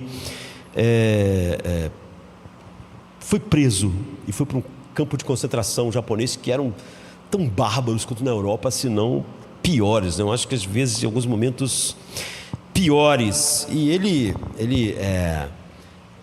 sofreu todo tipo de coisa, mas ele era agnóstico, não acreditava em Deus, não acreditava em nada disso. Mas as coisas que aconteceram lá na guerra, depois que ele estava nesse campo, tudo que pôde dar errado no campo de concentração, todo tipo de violência, todo tipo de doença ele teve. Então chegou uma hora que ele foi para a ala da morte, e ele ficou lá na ala da morte.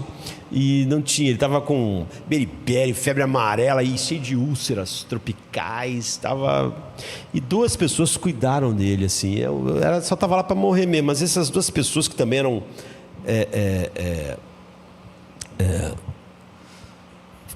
prisioneiros resolveram cuidar dele.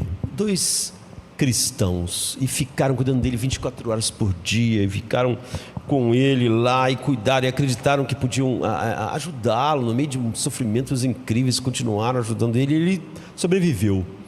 E ele foi uma das pessoas que ajudaram a construir a ponte do Rio Kwai. Tem até um filme famoso a respeito disso. E ele disse que depois que a guerra acabou e ele sobreviveu, foi incrível. Ele tentou procurar essas pessoas, os 2 que cuidavam dele. Um chamava Dustin, né? E ele disse que era um cristão que sofria assim, na mão dos japoneses da maneira mais bárbara, mas sempre estava bem, sempre estava em paz. Ele era agnóstico, não acreditava em Deus, ou seja, acreditava em Deus, mas não que o homem tem nenhum tipo de relação com Deus, né? Mas ele disse que foi tão impressionante ver aquele homem no campo de concentração sofrendo coisas terríveis e sempre com paz em Deus, e aquilo marcou ele tanto, e nunca ele estava com raiva cruel do japonês, igual ele estava, nunca estava amargo. E depois que ele foi liberto, finalmente, o Gordon, que morreu agora, como eu falei, 2012, então, quando ele foi liberto, ele foi procurar os 2 que tinham feito tudo por ele, ele devia a vida àquelas pessoas. E ele descobriu que esse Dusty, ele irritava tanto os japoneses, sendo um cristão que estava sempre alegre, nunca amargo igual os outros, nunca assim, que ele descobriu que ele foi morto antes de ser solto. Um chefe japonês lá no campo de concentração crucificou o cara, de tanta irritação com aquilo que ele tinha. E o outro, que ajudou ele, foi um barco deu fuga aos prisioneiros, mas era um barco sem identificação, porque estava nessa... E aí os próprios aliados americanos, os próprios americanos, né, não sabiam que barco era aquele, bombardearam o barco, e ele morreu no barco que tinha. Então os 2 que ajudaram tanto ele morreram dessas formas assim. Mas aquilo, ele buscou, descobriu isso mudou ele. Ele disse que não podia mais viver como agnóstico depois daquilo, e ele escreveu um livro chamado Através do Vale do Kwai, não é? E nesse livro, por exemplo, ele conta a história de que um dia, no final do trabalho, contaram as pás lá e uma pá estava faltando, e o chefe japonês falou assim: cadê a pá? Tá faltando uma pá, e tem que ter pá, porque uma pá sumir é perigoso mesmo, né? Prisioneiro com uma pá pode querer o quê? Pode querer cavar alguma coisa, e a pá tinha que aparecer, mas não aparecia a pá. E naquela brutalidade do campo de concentração, ele disse que se não achasse a pá ia matar, ia começar a matar até alguém, o responsável pelo roubo da pá, aparecesse. E ele mirou na cabeça do primeiro cara da fila lá para matar, ia matar todo mundo com a da pá. E disse que um rapaz também que ele conhecia lá, cristão, deu um passo na frente e falou: sou eu. E o japonês, com ódio, assim, pegou a arma, bateu no cara até matar. E aí eles não foram mortos. E aí eles voltaram, e quando chegou lá na guarita, contaram de novo a pá, e a pá estava lá. Não estava faltando pá nenhuma. Mas eles perceberam que aquele rapaz, sentindo que todo mundo ia morrer se não se apresentasse alguém para ser responsabilizado, então ele se apresentou. Ele disse que aquilo marcou ele. Agora, só de você ouvir uma história dessa, você já não olha para você, você já não tem uma sensação que você não olha para você de uma maneira diferente e pensa: poxa, uma ação dessa, mesmo de um pecador que vai lá e diz não, e ninguém é morto porque ele mesmo, sem ter pegado a pá, se coloca como responsável, você não pensa, caramba, isso é belo. E você não olha para o seu egoísmo de uma outra forma e pensa, gente, eu preciso ser diferente, não é? É bonito, é inspirador. Isso aqui não espia, mas você vê uma atitude de entrega assim, da vida, do sangue, para levar aos outros, mesmo numa situação dessa, não faz você querer ser uma pessoa melhor. Quando você vê isso num filme, ou aqui a vida não é um filme, né? Mas quando você lê num livro, você não quer ser, você não pensa, poxa, quer ser uma pessoa melhor. Quando você vê um filme que alguém, para que os outros não morram lá numa determinada situação, a pessoa vai lá e ela se coloca na situação que ela mesma acaba morrendo para os outros, você não sente isso, sim, porque o sangue daquela pessoa foi derramado para que você vivesse. Isso de alguma maneira não marca a sua vida. Agora imagina se você é totalmente culpado, infinitamente culpado, você sente, sabe disso, e alguém perfeito se coloca no seu lugar. O Evangelho, quando é verdade no coração de alguém, é totalmente transformador, queridos. Na cena final do Resgate do Soldado Ryan, o Capitão Miller, né, mortalmente ferido, ganha um tiro no peito, ele pega o Ryan e diz: faça valer a pena. Não dá para traduzir direito, mas seria isso: faça valer. Homens valorosos morreram para você viver. Viva uma vida que vale a pena. Essas pessoas derramaram o seu sangue. Você que vê assim, o filme é um filme incrível, né? Ele levou seu esquadrão no dia D de garotos incríveis para resgatar o Ryan, mas eram garotos como o Ryan, não é? E todo o esquadrão vai morrendo, e o próprio esquadrão vai pensando, vale a pena todo mundo morrer, todo o esquadrão por causa de uma pessoa, desse soldado, o Ryan, ele vai ser. Então você vai vendo um médico incrível, o garoto, o Wade morrer, e o sniper dele, o Jackson, né, que até sempre fala um salmo antes de dar o tiro de sniper dele, e morrer, e na batalha final, por uma ponte, o Capitão Miller, que era professor de história antes da guerra, toma um tiro no peito. Então ele chama o Ryan, pega ele assim e diz: faz valer a pena a vida de todo mundo que morreu. Aquilo foi o quê? Foi, ao mesmo tempo, quem pode viver com isso sem isso ser transformador? Se realmente é real para o Ryan, era real que aquelas pessoas morreram no lugar dele. Se é real para nós que Jesus agora está à direita de Deus, Ele realmente tomou o cálice do meu pecado, eu não vou botar esse pecado sobre ninguém. É o meu pecado, Ele carregou o meu pecado. Não é a igreja, não é o mundo, não é meu pai, não é minha mãe, não é minha esposa, não são meus filhos, é o meu pecado. Ele carregou.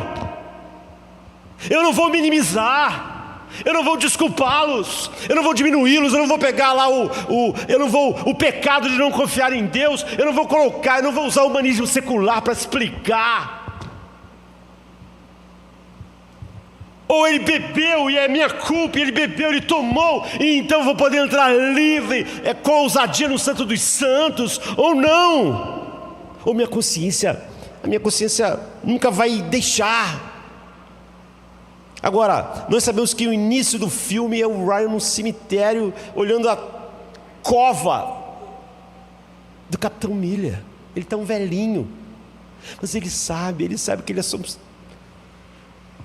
Ele sabe que aqueles jovens não tiveram, eles morreram jovens. Então ele nunca contou essa história para os seus filhos, ela está com seus netos. É uma das cenas mais incríveis do cinema, não é? Porque ele pega a sua esposa e diz para mim que eu vivi uma vida digna. Diz para mim. Aquelas pessoas não tiveram filhos, não tiveram netos. Elas não tiveram a vida que eu tive. O capitão disse que eu tinha que ter vivido uma vida digna. Diz para mim, ele fala para a esposa, que eu vivi. Agora, quando a Bíblia diz, viva uma vida digna do Evangelho, que é isso, queridos? Nós queremos olhar para a cruz, nós não queremos olhar e botar nossa culpa sobre nada e sobre ninguém, porque nós estamos vendo ela sobre Cristo. É isso que nos dá paz. Não é alguém que nós pagamos para dizer para nós que nós não somos culpados, porque nossa consciência não vai deixar. Ou Jesus carrega a nossa culpa, ou nós vamos ter que carregar. A igreja não vai carregar a nossa culpa. Nós não vamos poder chegar diante de Deus um dia e dizer: Deus, eu não te servi. Porque a igreja na minha época era horrível, as pessoas não eram. Não vai, as pessoas que estão recebendo a carta aos Hebreus não vão poder dizer: o Império Romano era terrível, então nós não tivemos fé em Ti, então nós não confiamos em Ti. Foi isso. Não, ele está dizendo: isso precisa ser, deve ser expiado por Cristo, então é de vocês. É assim que vocês vão poder entrar com ousadia no Santo dos Santos. Se vocês botarem a culpa em Nero, se vocês botarem a falha de vocês em Calígula, na cultura, na sociedade, então Jesus não pode ter carregado ela. Mas se vocês souberem, se vocês abraçam totalmente a culpa de vocês, então Jesus tomou todo o cálice dessa culpa. Só isso pode lidar com a consciência de vocês. Você não pode ter uma gota da humanismo secular e ter a cruz. Se a morte daquelas pessoas tinha um impacto emocional no Ryan, ou lá do Gordon, a morte daqueles rapazes, mas você tem que ver que estamos não falando de homens pecadores que estão fazendo algo que a gente acha impactante. O sangue foi derramado por você, então a culpa é sua. Se não é sua culpa, não foi derramado por você. Esse não é um grande domingo para você. Esse é um grande domingo para pessoas que olham para a sua vida e sabem, toda ela é um erro. É um erro. É uma desonra a Deus. Não amei de todo o coração. Não vivi só para a glória dele. Não é culpa da igreja. Os Gálatas falharam terrivelmente, não era culpa de Paulo. Não é culpa da sociedade, não é culpa dos meus pais, a culpa é minha. Não é porque o mundo é miserável, é porque eu sou miserável. É por isso que ele teve que beber o cálice, meu cálice. É por isso que eu posso entrar agora no Santo dos Santos com ousadia. É por isso que eu posso ser purificado de uma consciência má. Não é negando minha culpa, minha consciência não deixa. Mas é o sangue. É o sangue. Ele realmente tomou o cálice. Você vai dizer: mas Deus exige pecado é algo real para um Deus santo. Na mitologia grega, usado com história, em Troia, Agamenon tinha ofendido a Deus Artemis. Ele vai para a guerra, acabou o tempo, né? E ela envia um vento contrário, barcos não conseguem ir, está um problema danado. E Agamenon, o oráculo, diz: olha, a única jeito de apaziguar Ísis, Artemis, que é a Diana dos Efésios, né? É você sacrificar um filho. Então ele faz um sacrifício de Efigênia, sacrifica sua filha para que a ira fosse aplacada. Alguns dizem: o Deus da Bíblia não é assim, queridos. Ele pediu um filho seu, ele deu o filho dele. Não é um Deus que é apenas a ideia de um ser humano elevado a um lugar. Todo ponto do livro de Hebreus aqui, no capítulo 9 e 12, Jesus entrou uma vez por todas, não por meio do sangue de outra pessoa, de touros, de bodes. Os outros sacerdotes levavam isso nunca lida. O livro de Hebreus, como temos visto por várias vezes, diz que Jesus Cristo é o Criador, aquele que por meio de quem tudo foi criado. O livro de Hebreus começa dizendo que Ele é o esplendor do Pai, Ele é o sustenta todas as coisas pela palavra do seu poder. É o oposto. Em Atos 20 diz: a igreja de Deus que Ele comprou com o seu próprio sangue. Você pode dizer: por que Ele teve que fazer isso? Porque nós somos culpados de verdade.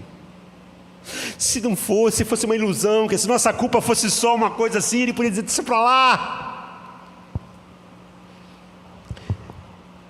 As pessoas às vezes que não conseguem entender o evangelho, elas dizem para nós: olha, por que Deus só não perdoa? Porque Ele simplesmente não perdoa e deixa para lá? Porque essa coisa de sangue.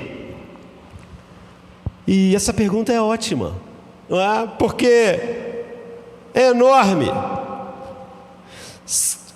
Nós prateamos o que o pecado é. Então nós pensamos assim: por que Deus não perdoa sem sangue? Porque Ele não pode simplesmente perdoar. Dietrich Bonhoeffer, ele diz: olha, no escrito seu, ele foi morto um mês no campo de concentração, um mês antes da Segunda Guerra Mundial, um pastor, não é? Ele diz que algumas pessoas diziam, ele tinha que lidar com o perdão dessas coisas, estar no campo de concentração, enfim. Ele diz: há pessoas que dizem: eu perdoei e não sofri. Então realmente não era algo realmente grave, não é? E você não sabe o que é perdão. Pense se realmente alguém fez algo que era mal contra você, que simplesmente não possa ser ignorado. Uma vez que você pode encontrar a maneira de fazer o perpetrador pagar aquilo, ou você pode perdoar, mas alguém vai sofrer. Se alguém pagar por aquilo, aquela pessoa vai ter que sofrer por causa daquilo, não é assim? Tem gente que diz assim: não, eu perdoei, mas não é verdade. A pessoa perdoa alguém, isso é comum, e fica difamando ela: não perdoa, está fazendo ela pagar. Você vê, perdoar é nesse sentido que Deus fala esquecer, né? O perdão, ele zera aquilo. Se eu fico falando sobre aquilo, não perdoei, porque eu estou fazendo a pessoa pagar com o nome dela, por exemplo, não é? Então, o verdadeiro perdão para um verdadeiro mal feito a você, alguém vai ter que sofrer. Se você realmente tenta perdoar para que o mal não caia sobre o outro, então você vai ter que sofrer. É agonia, são espinhos, são pregos, é uma cruz. Se você faz um trabalho incrivelmente difícil de perdoar, sempre significa sofrimento. Só então você teria a possibilidade de algum dia, quando falar com aquela pessoa, falar com ela só porque você quer que ela mesma seja restaurada lá por Deus, e não porque você quer nada, não é? Porque você já sofreu as dores do perdão, quando algo é real. Então a única maneira possível de você impedir que uma pessoa piore através de... Às vezes você fala assim: eu vou confrontar aquela pessoa, mas vai piorar, não vai piorar, porque você não perdoa, você só quer que a pessoa pague, que ela se sinta mal, não é? Você sabe o que significa realmente, se você tem alguma esperança de que aquilo pode ser algo abençoador para o outro que te ofendeu, então você vai ter que sofrer realmente a dor do perdão. Quando um erro acontece, mesmo com você, mesmo com o nosso entendimento tacanho de justiça, pessoas imperfeitas, ou a pessoa sofre, ou você sofre. Agora pense num Deus santo, perfeito, justo. Quando Ele olha para o nosso pecado, só há duas coisas que podem acontecer: Ele pode nos julgar e mostrar sua justiça. Então haverá um sofrimento, queridos, que esse mundo é incomparável, porque esse mundo não pode conter a maldade que o nosso pecado produz. Ou então Ele pode perdoar e Ele mesmo sofrer. Quando você olha para a cruz, você vê cosmicamente, infinitamente, cada ser humano, mesmo o pior ser humano, mesmo o ser humano mais falho, sabe em seu próprio coração que o perdão real sempre é sofrimento, e é um sofrimento infinito para Deus. Isso significa que na cruz Cristo veio, Deus veio, e Ele não veio para infligir justiça para mim e você, se Ele está carregando a nossa culpa. Ele veio tomar o cálice. Esse é o Deus que morreu na cruz. Você jamais vai querer banalizar sua culpa quando você vê o que Deus fez, para poder lidar com a realidade dela. É isso que te transforma. A lei não te transforma, não é? É essa beleza. O amor de Cristo nos constrange. Não nós botando a culpa em alguém, na sociedade, na igreja, nos pais. Eu abraço minha culpa e depois eu vejo toda ela. Observâncias religiosas, boas obras, isso tudo na tenda. A Bíblia diz: nada que é feito na tenda realmente lida com a consciência, com a culpa. Imitar Jesus, tentar ser como Jesus, não vai lidar com a sua culpa. Você não tem como fazer nada. Colocar um pouco da culpa em você, um pouco em alguém, ela tem que ser toda tua, para Jesus ter carregado toda a sua culpa. A única coisa que colocará a sua consciência, seu autoconhecimento, a sua autoimagem em descanso absoluto e completo, é saber que Jesus, em amor, tomou toda a sua culpa e sofreu as consequências eternas dela. Sua culpa objetiva, não sua disfunção, não sua perturbação bioquímica, sua culpa. E a culpa se a nossa oração seria mero pecado se não fosse o sangue de Cristo. Não há nada em nós podemos chamar isso de atos de justiça, não. O nosso melhor é cheio de pecados. Nossos atos de justiça, nosso cultuar, nosso orar, aquilo que você pode achar que é o seu melhor, são como trapos imundos. Como um pecador impuro podia chegar e falar com Deus e louvar a Deus, levantar a mão para Deus. Trapos imundos, sem o sangue. A extensão da transformação que pode acontecer com você é o sangue de Cristo, que nos transforma completamente. Assim, primeiro Ele nos transforma completamente subjetivamente, porque Ele nos salva objetivamente, porque a minha culpa era real, e Ele realmente tomou o cálice na cruz. Então Ele começa a mudar dentro de mim. Então, capítulo 10, 14, pois por uma única oferta Jesus Cristo Ele aperfeiçoou para sempre aqueles que estão sendo santificados. Toda a minha culpa, toda. Eu só quer se livrar da culpa botando nos outros aqueles que não viram a cruz. Ele aperfeiçoou para sempre, significa os que estão sendo santificados, aqueles que estão sendo separados. Agora eu estou sendo separado dos pecados que foram cancelados.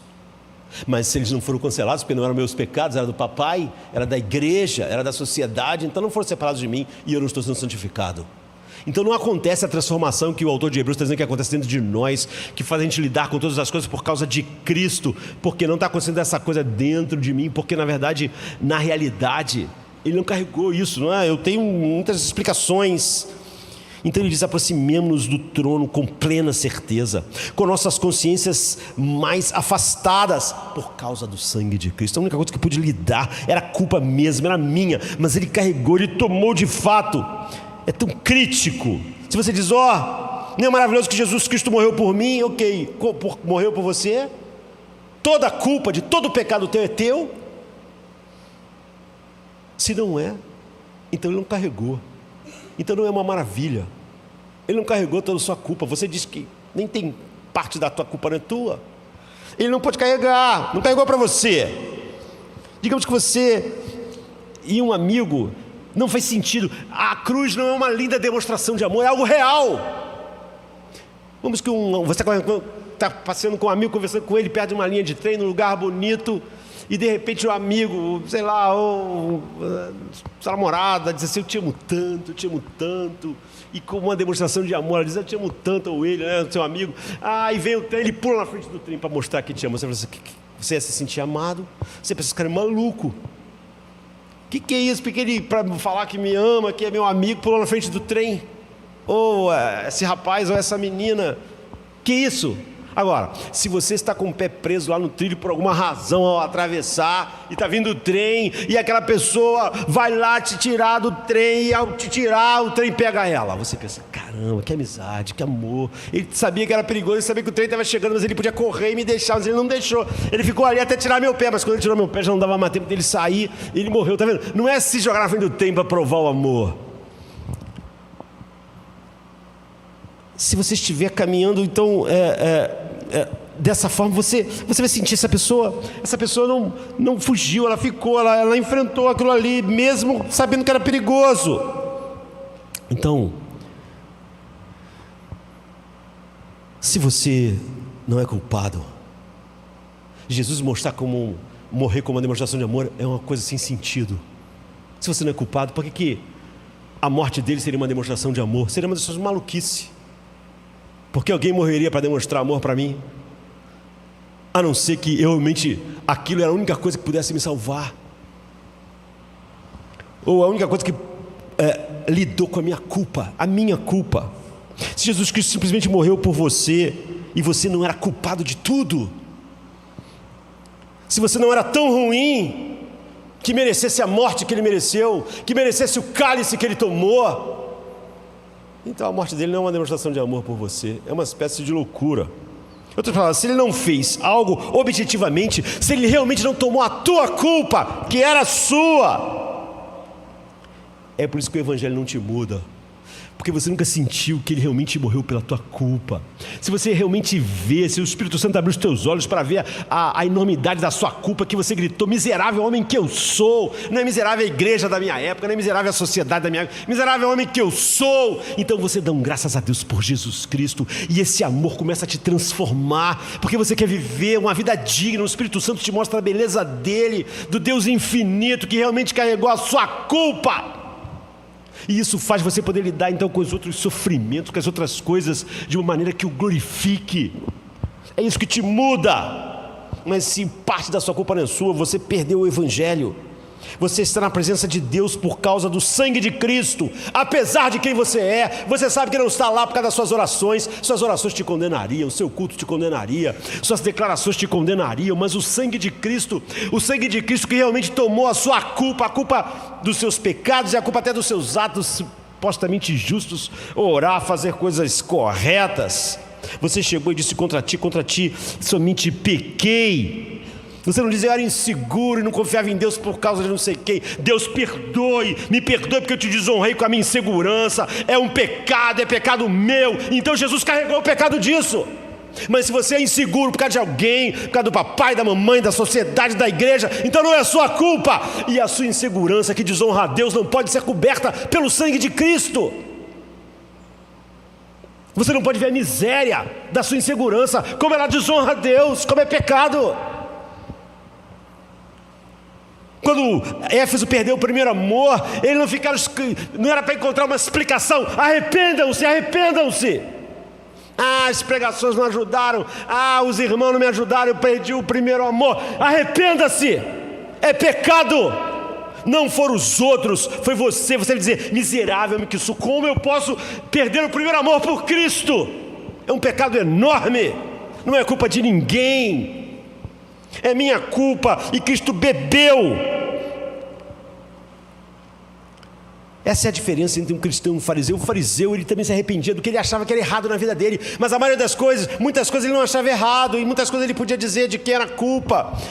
Mas o cristão se arrepende não só dos seus pecados, ele arrepende da sua vida, dos seus atos de justiça, da sua bondade. Ele sabe, tudo que eu fiz de bom tinha motivações erradas, minha consciência diz, e nada ia passar no crivo dos olhos de Deus. Então Jesus teve que tomar o cálice pelos meus atos de justiça. Ele teve que tomar o cálice pelas coisas boas que eu fazia para tentar controlar Deus. Isso era pecado. Quando eu obedecia a Deus só para ele me dar um casamento, então isso é pecado. Jesus teve que tomar o cálice por causa desse pecado. É pecado. Não é culpa de ninguém, é culpa minha. Então ele morreu por mim. Então esse é o domingo da ressurreição. Então você vê que aqui diz assim no versículo 14: quanto mais então o sangue de Cristo, que pelo Espírito Eterno se ofereceu sem mácula de Deus, purificará a nossa consciência. Não é nossos atos apenas, o sangue dele purifica nossos atos. Mas você vê que aqui vai mais longe. Porque nós não nos arrependemos só da nossa consciência, do que a gente fez, mas a gente sabe que a gente não é o que devia ser, e nossa consciência, então, a gente sabe que nós tivemos que ser perdoados pelo que a gente é, não só pelo que a gente fez. O que eu sou miserável, eu sou a fonte de todos os males dentro de mim, todos os meus pecados saíram do meu coração. Então nós somos purificados das obras mortas. O que é obras mortas? São boas coisas, mas que foram feitas não com as motivações do céu. Havia motivações humanas, pecaminosas, para me fazer as melhores coisas. Então eram tudo obras mortas. Todas as obras são mortas, nenhuma delas pode me justificar diante de Deus. Eu preciso do sangue de Cristo para todas elas. Então eu sou purificado. É isso que nos dá consistência, é isso que nos faz ser realmente homens e mulheres do Evangelho. É isso que faz com que a cruz seja o que devia ser. E a diferença entre nós e um fariseu é que a gente não fica se comparando com os outros cristãos para nos sentirmos melhor diante de Deus. Nós sabemos que é o sangue, é apenas o sangue que não me faz aceitável. Eu não preciso mais falar, olha aquele crente não é tão bom como eu sou, para me sentir melhor e ficar inspecionando os frutos dele para achar meus frutos melhores. Eu sei que meus frutos também me condenariam. Então eu sei que eu e ele precisamos do Evangelho. Então não é viva assim e Deus vai me abençoar, porque com a sua oblação aperfeiçoou para sempre os que são santificados. E também o Espírito Santo nolo testifica, porque depois de haver dito, esta é a aliança que farei com eles depois daqueles dias, diz o Senhor, porei as minhas leis nos seus corações, as escreverei em seus entendimentos. E acrescenta, e jamais me lembrarei dos seus pecados e de suas iniquidades. Você vê o que é a nova aliança? Não é mais, eu não estou mais debaixo da lei, mas a lei foi escrita no meu coração. Agora eu quero honrar a Deus, eu quero exaltá-lo, não para ser salvo, mas por causa da cruz, pela realidade que eu sei que Ele carregou de fato tudo. E cada pecado do meu coração era culpa só minha mesmo. Então agora minha consciência, que até as boas obras eram obras mortas diante do crivo de Deus e da minha própria consciência, agora, como John Newton diz, o nosso prazer se tornou nosso dever. Embora opostos antes, desde que vimos a beleza de Cristo, estão unidos para sempre, jamais vão se separar. É isso que a cruz fez. Agora, a cruz foi para mim. Se foi, você não pode ter uma gota de humanismo secular para explicar a sua culpa. Ou Jesus a bebeu, ou não a bebeu. Ou é sua, ou não é sua. O Evangelho nos liberta, nos faz livres, nos faz entrar com ousadia, mas nós temos que Deus faz nós tomarmos todo o peso da culpa, para então o seu filho tomar essa culpa, beber o cálice da ira por ela e nos fazer livres. Se você tiver uma gota da culpa que não é sua, ele não bebeu, e essa única gota é suficiente para te condenar eternamente. Não faça isso, não perca o Evangelho. Jesus ressuscitou, está à destra de Deus. Se Ele levou toda a nossa culpa, nós somos livres. Se você tem uma explicação para uma culpa sua, você não é livre. Vamos ficar de pé, vamos cantar. Que o vento leve o véu do meu ego, e que em cada passo ceda a tua luz. Seja em mim o traço puro e sincero, que dissolve a sombra e refaz a luz. Que meu riso traga o tom da tua graça, e que o tempo molde em mim tua estação. Seja a seiva que me cura a alma, raiz eterna do meu coração. Que o vento leve o véu do meu ego, e que em cada passo ceda a tua luz. Seja em mim o traço puro sincero, que dissolve a sombra e refaz a luz. Que meu riso traga o tom da tua graça, e que o tempo molde em mim tua estação. Seja a seiva que me cura a alma, raiz eterna do meu coração. Sopra em mim amor que acalma, seja chama me aquecer. Vem regar meu chão de estrada, pra em teu solo florescer. Que o ontem fique preso ao que é passado, que o futuro seja em ti reescrito. Tua palavra é casa e ar sagrado, o caminho certo entre o não e o infinito.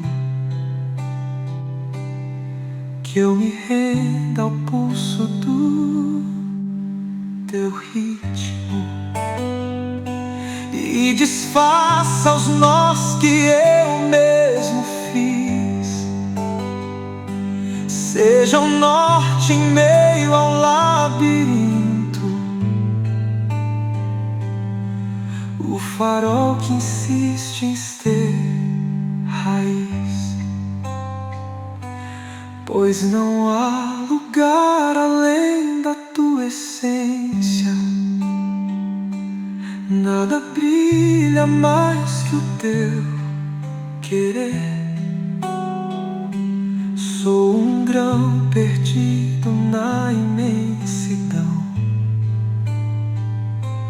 mas no teu amor sou renascer.